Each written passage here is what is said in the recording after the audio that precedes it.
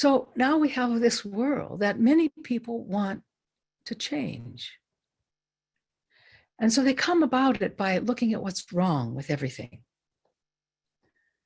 Now, it is important to have an understanding of what kinds of things are appropriate and what kinds of things are not appropriate. This is true. You know, a rich American billionaire actually came up with a proposal to take all this garbage that's piling up, all this plastic, haul it into space and just dump it, because there it will orbit forever, but it'll be off Earth. And it's not really a solution, is it? It just pushes the problem elsewhere. But this is one of the problems, you see, with thinking only of the world and the cosmos in its materialistic terms. Space is mostly experienced as distance. So if we take the garbage and put it distant from us, we can go into denial and say it's not there. And then we can go on creating more and more types of plastic and trying to figure out what to do with them. Or that's one problem. There are other problems as well. But when you think of the world as strictly in its material properties, and many people do, they even think of those great stars as not as a field of consciousness, but as matter. Whether it's a gaseous matter that is involved in a burning situation, such as, say, the sun, which right now is giving off, it's in its mass coronal ejection season, which is for the sun, that's its weather, gives off these great bursts of radiation. And you've had some in the past couple of days. Some are still haven't quite arrived here yet. But basically, that makes a difference in everything on Earth. It affects people's neurological wiring. Some. Others don't seem to be too much aware of it. But it affects people's emotional states. It affects their ability to concentrate. And in some cases, it can knock out electric grids. So all these things change the circumstances, don't they? And the important thing is, to look at what the mind does. And some will say, well, I don't like that radiation that's coming from the sun. Well, you're not liking it doesn't really affect it, does it? Well, it's dangerous to our health. It makes this and this and this and this and this happen. Well, even if that's true, it doesn't change anything. You see, we have to come to grips with how the cosmos works, don't we? Who can go up against the sun? No one I know. No one in physical form.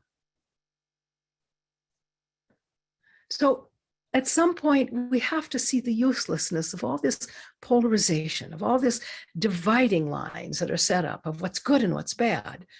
Oh, you will always have your preferences, but they don't have to become the reality you project. And therein is the tricky part. Because you see, the mind doesn't come and ask the higher consciousness if it's okay if I project this negative thought right now. Or if it's okay if I put out this sense of greed, I want, I need, I must get, I must have. The mind doesn't show up and ask if that's okay, because the mind, for the most part, and for most people, is under the influence of the ego, the part of self. And I know the ego is a very complex structure. When we're in spiritual situations, we don't usually talk about all of the ego. We talk about the lower elements of the ego because those are the parts that trip people up. You will always have your divine identity, but you won't reference it in the same way as to say, I am different from those people over there, or I am different from that mindset over there, or I'm not like that, or those are all conditions that the mind imposes based on aversions. And so that mind will suffer. When a person is looking at what's wrong with everything, they're not feeling really joyful, are they? They can't. And so, even though all beings do desire happiness, and many of you desire helping other people find their happiness as well as your own. For some people, their own happiness is the main thing. For other people, the happiness of others around them is the main thing. And I can be happy if you are happy. And I know there are people that say there's something wrong with that picture. Just as there are others who will say, well, there's something wrong with only going for your own happiness and not really caring about anybody else's. Just don't call it wrong. Just recognize this is the way the mind works. And that if we infuse the mundane with the divine, something really beautiful can happen. It doesn't mean you never experience dukkha. That would not be life. Some people think, if I'm on my spiritual path, I shouldn't have any complications in my life. It's really not whether or not you have complications, it's how you face those complications. Your spiritual essence is not defined by whether or not you experience problems. It's how you face those problems. And so you can experience something that's very painful. Perhaps the death of a loved one, perhaps the breakup of a relationship that's very important. Those are very painful experiences.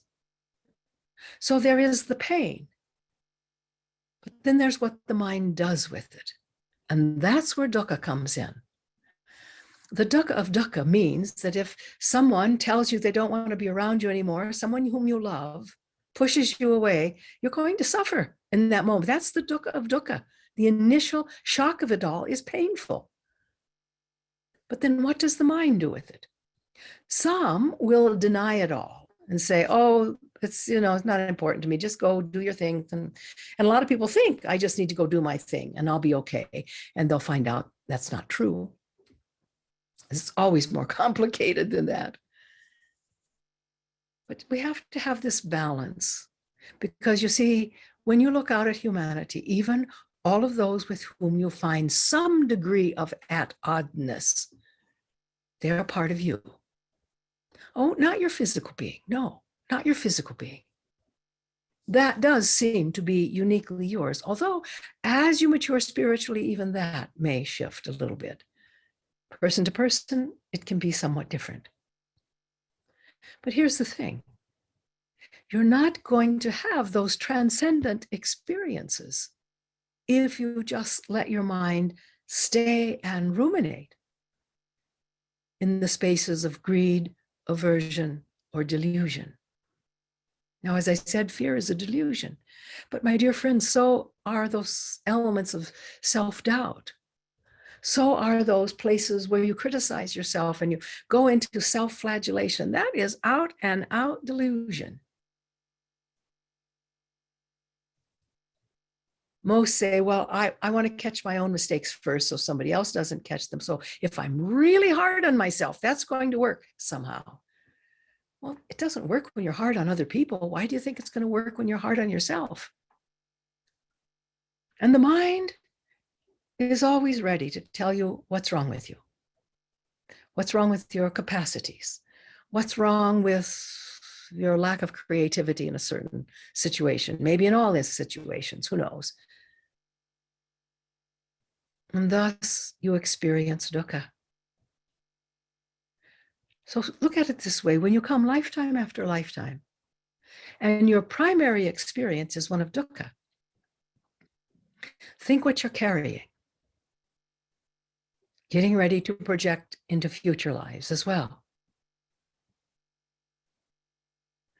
And so we have to have some way to see the divine.